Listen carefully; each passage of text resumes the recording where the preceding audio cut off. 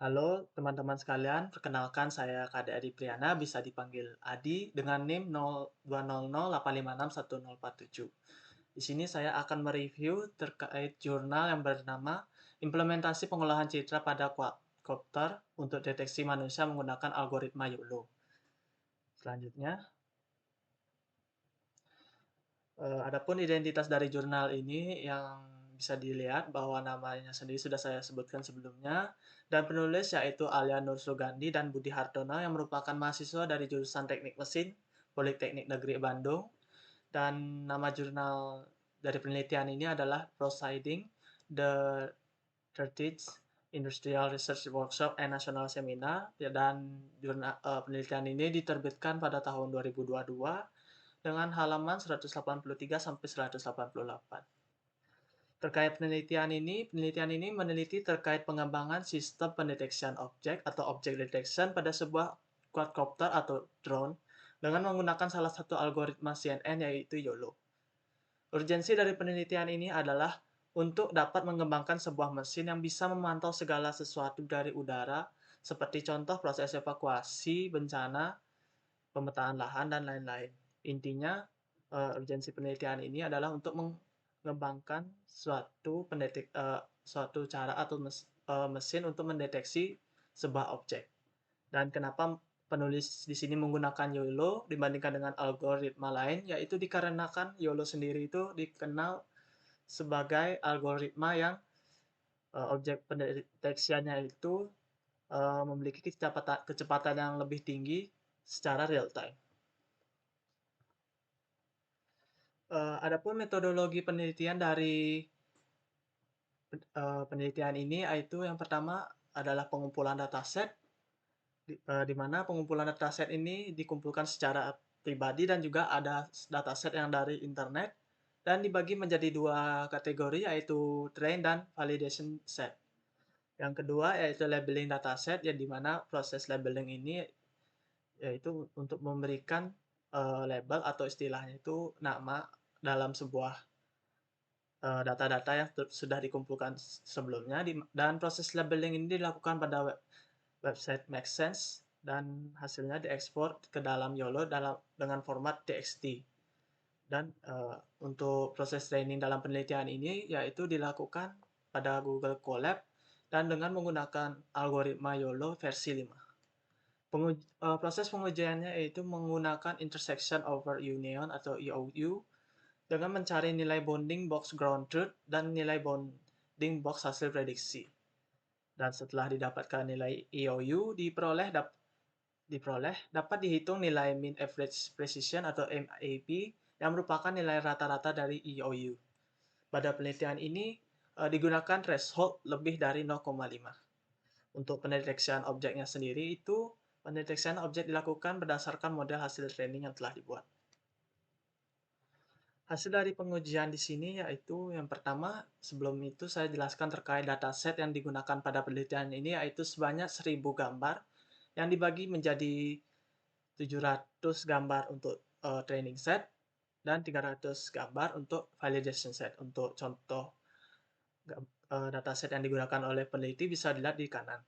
Untuk training data sendiri itu dilakukan sudah saya jelaskan menggunakan algoritma YOLO versi 5 dan perangkat Google Colab, dan proses trainingnya dilakukan sebanyak 3 kali dengan menggunakan yang pertama yaitu image size atau ukuran gambar untuk pengujian yaitu sebesar 480 pixel untuk setiap datanya. Yang kedua batch size yaitu sebanyak 25 untuk setiap batch-nya, dan yang ketiga epoch dilakukan sebanyak 100 kali pengujian. Untuk hasil pengujian training ini yaitu proses pengujian dilakukan dengan menggunakan dataset yang belum pernah disertakan pada proses training. Untuk gambar yang istilahnya itu gambar yang tidak ada dikumpulkan oleh penulis sebelumnya. Selain itu juga dibutuhkan juga sebuah validation set yang sudah diberi label. Yang selanjutnya validation set ini diolah menjadi ground truth box yang dibandingkan dengan predicted box, kemudian menghasilkan confusion matrix. Lalu dikalkulasikan untuk mendapatkan nilai precision, recall, average precision, F1 score, intersection over union, dan mean average precision.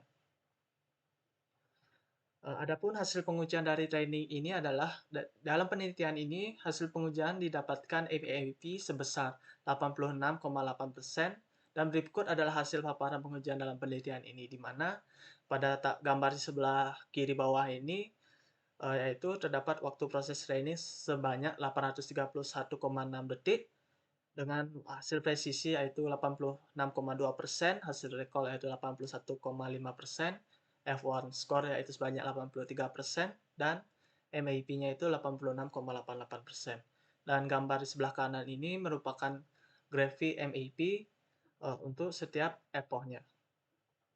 Dan bisa dilihat bahwa grafik yang ditunjukkan dari epoch awal sampai akhir epoch yaitu sebanyak 100 itu rata-rata standar atau rata-rata stabil, yaitu di antara 0,9 dan 0,8.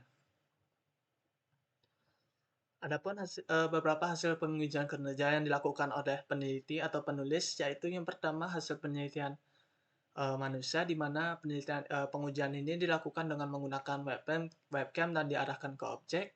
Dan seperti yang bisa dilihat di gambar sebelah kanan, menunjukkan bahwa objek yang terdeteksi ditandai dengan bounding box yang bisa dilihat warna merah itu. Bounding box yang lengkap dengan nama, atau bisa dilihat human itu merupakan nama kelas dari bounding box ya. Dan dengan nilai confidence yang bisa dilihat setelah nama kelas yaitu 0,96. Yang kedua, terdapat pengujian berdasarkan jarak kamera.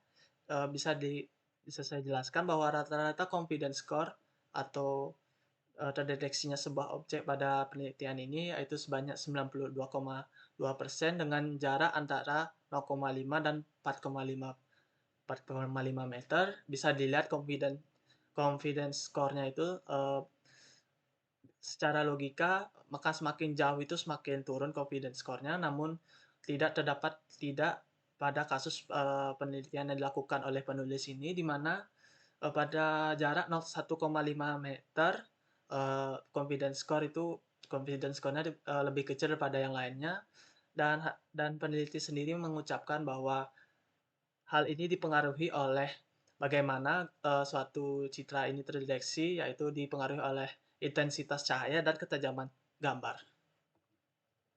Yang ketiga yaitu pengujian berdasarkan jumlah objek. Jumlah objek yang bisa dilihat bahwa di gambar kanan ini terdapat pengujian berhasil mendeteksi sebanyak 4 objek dan untuk realitanya itu sebanyak 5 objek. Hal ini dijelaskan oleh penulis bahwa ketidak terdeteksiannya objek yang di box warna biru itu disebabkan karena keburaman gambar, sehingga buramnya gambar itu tidak dapat terdeteksi. Kesimpulan dari penulis ini adalah bahwa pengembangan sistem berhasil dilakukan dengan hasil yang saya jelaskan sebelumnya. Bisa dilihat. Mungkin sekian dari review jurnal dari saya. Terima kasih.